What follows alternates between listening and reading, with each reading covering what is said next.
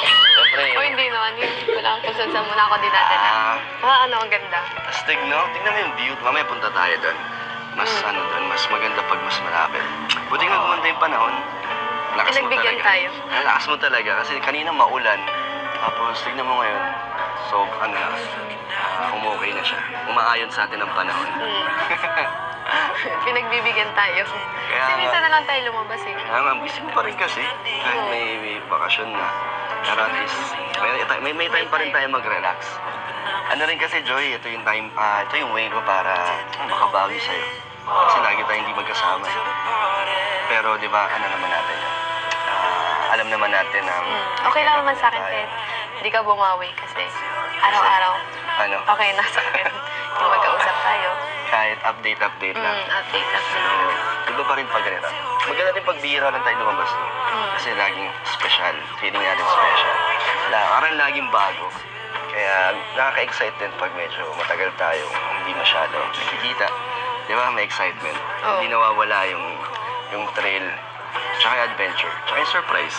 Di ba? Kung saan tayo pumupunta. Saan tayo nagpupunta. Kahit hindi mo alam kung saan tayo pupunta, sumasama ka lang. Tara. Doon Tara. Grabe. Panong dito.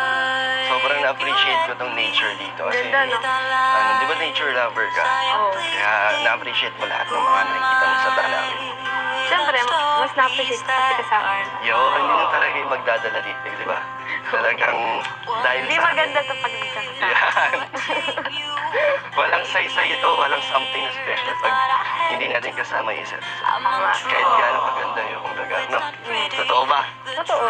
Saka kahit malayo, okay lang kasi kasama ka naman.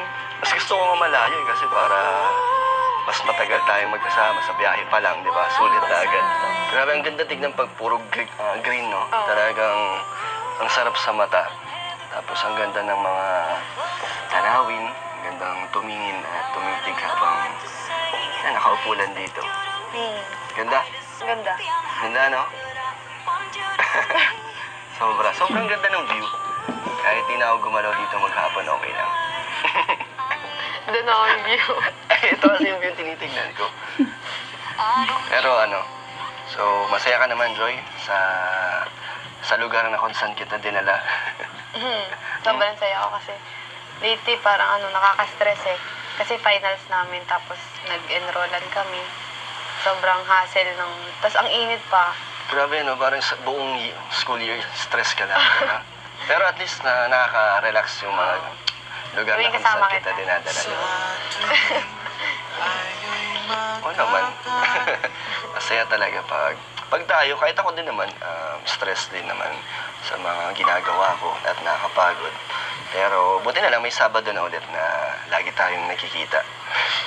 Ito naman eh. Hi guys,